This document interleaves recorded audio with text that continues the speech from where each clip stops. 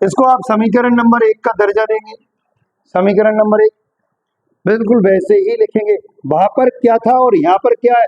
वहां पर पूर्ण वर्ग था और यहाँ पर क्या है? मॉडुलस है। और हम जानते हैं निरपेक्ष मान हमेशा कैसा होता है? ऑलवेज पॉजिटिव होता कि नहीं होता? तो हम लोग लिखेंगे चूंकि, क्या लिखेंगे? क्योंकि x धन 2 लेना वही है, उसी से लेते हैं, अपने मन से नहीं लेते। x धन 2 बड़ा है बरोबर है 0, क्योंकि ये पॉजिटिव होता है। निरपेक्ष मान या मॉडुलस जब भी लगता है तो ये हमेशा पॉजिटिव होता है, धनात्मक होता है। इस चीज से उस चीज का निर्माण करना, क्या करना होगा? प्रत्येक में एक घटाने का, बस हो गया कंप्लीट। प्रत्येक में एक घटाने का, देखना ध्यान से क्या होगा? x धन 2 माइनस का 1 और उधर भी एक घटाया माइनस का। यहां से क्या हुआ? पूरे समीकरण का निर्माण हो गया। समीकरण नंबर 1 से काय की वैल्यू है? ये f(x) की वैल्यू है। f(x) का मान बड़ा है बरोबर है ऋण 1 से। 1 से बड़े कह रहे, और अभी हमने कहा था बड़े करना है तो दाईं साइड जाना है उसी संख्या के, और छोटा करना है तो दाईं साइड जाना है। तो क्या हो जाएगा? अतः क्या हो जाएगा? ये लाइन जरूर लिखा करें कि f(x) का मान बिलोंग टू बड़ा है ऋण 1 से, बरोबर भी है तो ऋण 1, और बड़ा कितना आ जाएगा? 0 जाएगा, फिर 1 जाएगा, फिर 2 जाएगा, कहां तक जाएगा? अनंत तक जाएगा। और अनंत पे हमेशा अनिश्चित होता है, और अनिश्चित जब भी होता है तो छोटा कोष्टक लगता है। तो अतः ये कौन सी वैल्यू हो गई? निम्नतम, और ये कैसी हो गई? उच्चतम। लेकिन उच्चतम अनिश्चित है तो लिख दिया जाएगा अतः फलन f(x) का निम्नतम मान कितना हो रहा बेटा? निम्नतम मान कितना हुआ? माइनस का 1, तथा उच्चतम मान कैसा है? हाँ, उच्चतम मान का अस्तित्व नहीं है, मान का अस्तित्व नहीं है।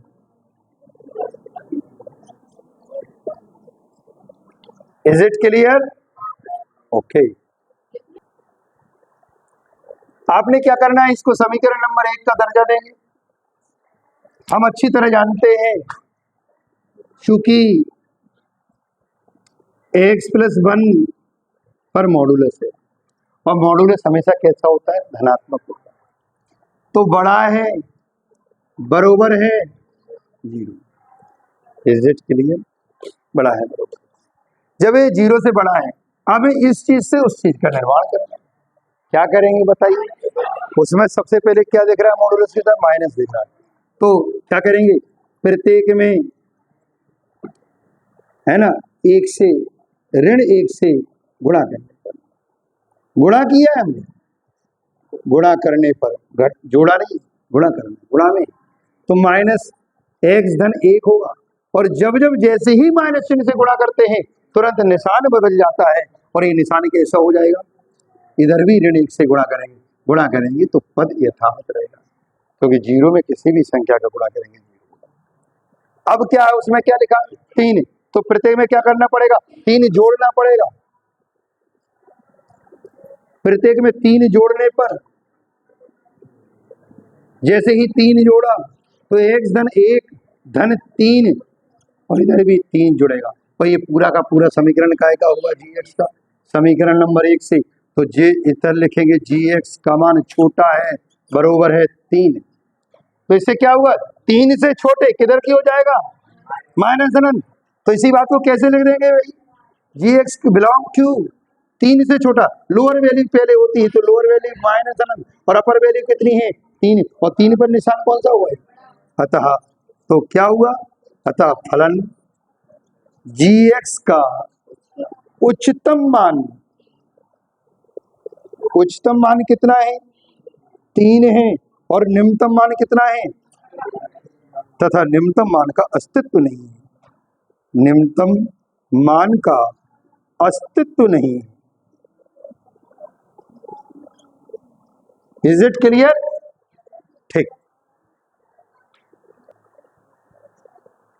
हमने क्या जानते हैं समीकरण नंबर 1?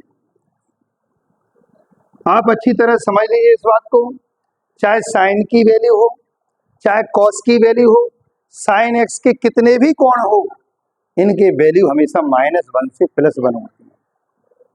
इसी प्रकार से कॉस की भी वैल्यू -1 से लेके +1 के मध्य होती है और एवं इसके बराबर भी होती है। इसलिए हम अच्छी तरह जानते हैं, चूंकि साइन एक्स की वैल्यू कितनी -1 से लेके +1 के मध्य होती है एवं इसके बराबर भी होती है, इसलिए हमने बराबर का निशान भी लगा।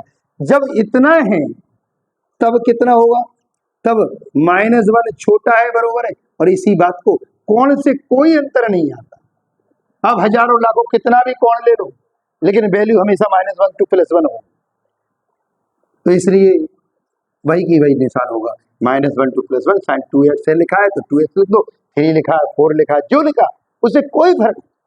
अब हमारा बिटिया काम क्या है, हमें इस चीज से उस चीज का निर्माण करना है। तो कितनी कमी है, क्या करेंगे, प्रत्येक में 5, उसमें लिखा है 5 जोड़ो, बस हो गया सवाल, समझ गए आप। प्रत्येक में 5 जोड़ने पर, और जैसे ही भाई 5 को जोड़ेंगे तो -1 प्रत्येक में जुड़ेगा, निशान यथावत रहेगा। कब बदलेगा ये आपको पता है, 1 + 5, 5 में से बेटा 4 हुआ, अरे जोड़े नहीं, साइन 2x + 5, और ये कितना होगा 1 + 5 नहीं आई। और इस ये काय की वैल्यू है बेटा, पूरी की पूरी वैल्यू काय की है, hx की, तो यहाँ लिख देंगे समीकरण नंबर 1। और ये कितना हुआ 6, यानी कि हमारे यहाँ दोनों ही मान आ गए इसमें, निम्नतम और उच्चतम। तो निम्नतम कितना है, अरे भाई सबको पता है, जो छोटो है जो बड़ो है, जो इधर वाला है यहाँ से लेके वहां तक है, तो निम्नतम 4 है, उच्चतम 6 है। अतः बस हो गया। अतः फलन सरल लगा के नहीं, अतः फलन hx का कौन सा मान, निम्नतम मान, निम्नतम मान कितना है 4 है, उच्चतम मान कितना है, उच्चतम मान बराबर 6। Answer, is it clear. समीकरण नंबर 1 ध्यान से देखिए, वही लाइन वही बात, क्या लाइन लिखेंगे,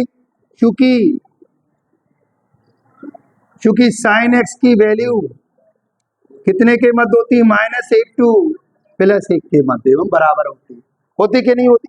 अब हमें इस चीज से उस चीज का निर्माण करना है, कौन कितना भी हो कोई अंतर नहीं आता। तब जब इतने के लिए लागू है तो वही बात साइन 4x के लिए भी लागू है। गुणा नहीं करते 4 का, गुणा हमेशा आगे होता है, इसलिए तो कौन से कोई अंतर नहीं आता, ये भी होगा। अब देखो उसको देखते जाइए, इस चीज से उस चीज का निर्माण करेंगे। पहले क्या लगा, +3 है, तो प्रत्येक में 3 जोड़ेगा, मॉडुलस नहीं लगाएंगे, पहले 3 जोड़ेगा, तो प्रत्येक में 3 जोड़ने पर, और 3 जैसे ही जोड़ांगे तो -1 + 3, और ये कितना हो जाएगा, साइन 4x + 3 हो जाएगा, और ये कितना हो जाएगा 1 + 3 हो जाएगा। ई को समीकरण नंबर 1 नाम दिया, अभी जरूरत नहीं है, 3 में से गया धन का तो हो जाएंगे, छोटा है बरोबर है, और ये कितना हो जाएगा, ये जो भी तो रहेगा, अभी पहले सॉल्व कर रहे हैं, और ये कितना हो जाएगा 4। ये कौन है बेटा, जोड़ मत दियो। अब क्या करना है, उसमें क्या लगा है, मॉडुलस लगा है, अब हम मॉडुलस लेंगे, तो निरपेक्ष मॉडुलस लेने पर, हाँ मॉडुलस ही बोलते हैं, या हिंदी में लिखना हो तो मापांक लिख देना, मापांक लेने पर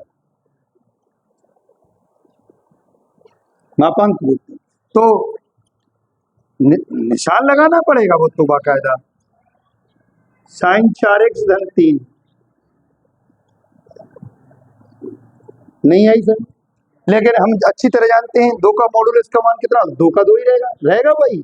और एक काय की वैल्यू है समीकरण नंबर 1 से, काय की वैल्यू है fx की वैल्यू, और ये छोटा है बरोबर 4 का कितना रहेगा 4 है। तो यहां से क्या नियम आया, क्या आया, अतः फलन fx का कौन सा मान, निम्नतम मान कितना हुआ 2, और उच्चतम मान कितना हुआ, उच्चतम मान बराबर 4। भैया क्लियर है, इज इट क्लियर, हाँ जी या ना जी। सुनी भाई, देखो इसमें और बड़ी अच्छी बात है, थोड़ा सा समझने का काम है, क्या कह रहे हैं इसको समझिए आप, क्या कह रहे हैं, x बिलोंग टू -1 to 1, यानी कि x का मान कितने के बीच है, यानी कि x का मान है -1 to 1। अच्छा इसमें ये निशान क्यों लगा, बराबर क्यों नहीं लगाया, बोलो बोलो, क्योंकि इसमें क्या है, बड़ा कोष्टक नहीं लगा, अगर बड़ा लगा होता तो दोनों तरफ बराबर भी होता। ए राधिका आप बात कर रही हो तो कैसे होता, बराबर नहीं लगा, छोटा कोष्टक था, क्लियर है, तो -1 to 1 है। अब इस चीज से उस चीज का निर्माण क्या करेंगे, प्रत्येक में एक जोड़ने पर -1 + 1, ये कितना हुआ, x + 1 और 1 + 1। अब यहां से कितना हुआ, ये तो 0 होगा, और ये कितना हुआ, ये काय से, समीकरण नंबर 1 से, काय की वैल्यू है hx की वैल्यू कितना हुआ 2, यानी कि हमारा परिणाम कितना आया 2। ये यहां से क्या हुआ, अतः फलन का कौन सा मान पता है, नहीं, क्यों नहीं होगा, ना तो उच्चतम होगा ना ही निम्नतम, क्यों क्यों, क्योंकि ये 0 से 2 के बीच में, और ये जब निशान होता है तो इसका मतलब क्या होता है, ओपन इंटरवल होता है। ओपन का मतलब इनको शामिल नहीं किया जाता, ध्यान रखना, कल भी सवाल हुआ था, ना तो 0 को शामिल किया जाएगा ना 2 को, न तो ना ए है ना जे है, जब जे और जे नहीं है तो बीच के कछु भी बने रहे, तो वो तो फिक्स है नहीं, इसलिए क्या लिखा जाएगा, अतः फलन का मान ना तो उच्चतम होगा और ना ही निम्नतम होगा, बोलो निम्नतम होगा, है ना, कोई डाउट तो नहीं है। और ये कौन सी स्थिति, नति वाली स्थिति है, नति, एक नति पॉइंट होता है, नति पॉइंट, ठीक, इतना नोट करिए।